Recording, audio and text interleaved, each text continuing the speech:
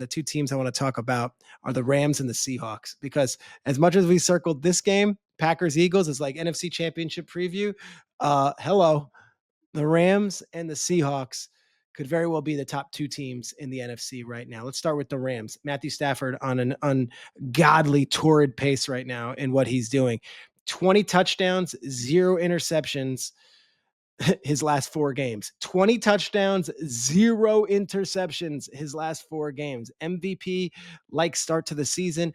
And if it wasn't for what Drake May is doing, I think we might be saying it's a runaway MVP for the 37-year-old Matthew Stafford. But what Sean McVay is doing, who, by the way, was a guest a couple of weeks back, he's got this new deal where he's playing 4 tight ends at once, and then they just pound you with Kieran Williams and Blake Corum, and then you've got 2 of the best receivers in Nakua and Adams. The offense is great. The defense has been good. And they're going up against a Seattle team that has been just as impressive.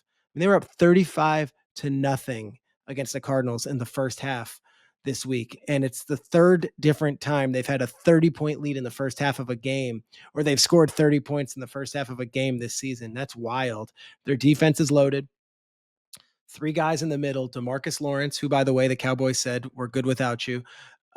Obviously, Leonard Williams, a guy who played for the Giants and the Jets in this market and is now having a career resurgence in Seattle. He's in there. And then Big Byron Murphy's been great.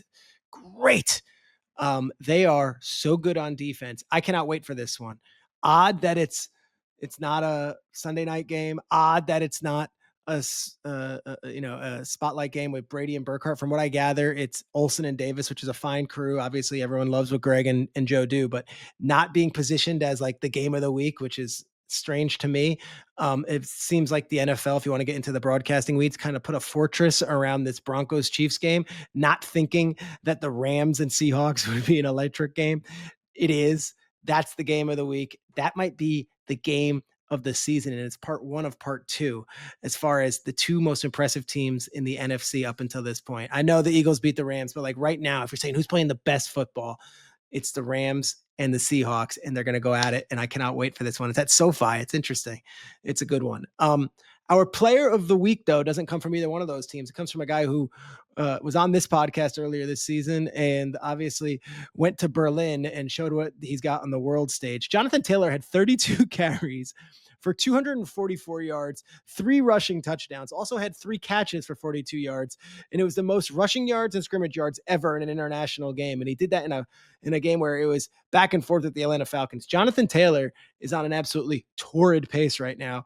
And if it wasn't for the fact that we don't vote quarterbacks as MVP every year, you would have Jonathan Taylor right there in the conversation. In fact, almost a more interesting race right now is who is the offensive player of the year. Let's say the quarterback position wins MVP. Offensive player of the year is either going to go to Jonathan Taylor or Jackson Smith and Jigba right now. I cannot wait to see how this plays out. Both teams are electric. Both teams are playing well.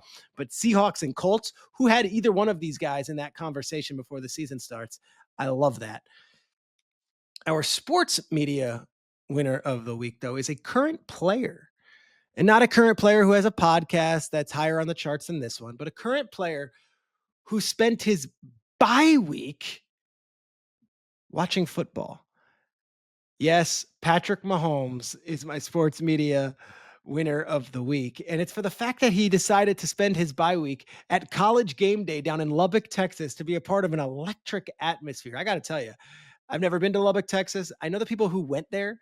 And let's start with Cliff Kingsbury. Let's go to Danny Amendola. Let's go to Patrick Mahomes. Those 3 guys that I know pretty well, all 3 of those guys like bleed Texas Tech. So I was a little bit skeptical when you've got some games like Iowa, Oregon, or you've got Alabama, LSU, that game day was going to Lubbock, Texas for a BYU Texas Tech game. And then I put the TV on and I started on Friday. This coach, Joey McGuire, came on McAfee on Friday and had me running through a wall. Like, I've met Joey one time at the draft a couple years back, and he was cool and it was great. And I was like, all right, here comes Texas Tech. He came from Matt Rule's team at Baylor, and he comes over here. And I'm like, all right, this guy's interesting. He had me ready to run through a wall. Former high school coaching legend, was that with Matt Rule for a couple years, and then comes over here to Texas Tech and has been unbelievable. So you have him getting me ready to run through a wall with McAfee. You've got an incredible vibe early in the morning there. And then you have this moment from McAfee and Mahomes, and then that pony, that horse going off into the sunset. Unbelievable moment. Take a listen. This is the football God's dream. This is God's country. This is the Texas Tech Red Raiders time, and I'm rolling with the Texas Tech Red Raiders in the biggest game in the history of BYU. Now, there is a pony that's about to hit this field. The name of said horse is Centennial Champion. What it leads is a group of men who represent an area of Texas that epitomizes loyalty, family, tradition, and football. Patrick Mahomes, you're an icon, brother. Lubbock, Texas, you are beautiful. And today, you're about to witness a game that's going to showcase the Big 12's best. And we got a masked rider. Come on. That's beautiful. That's football. I've never seen it. Jones AT&T Stadium.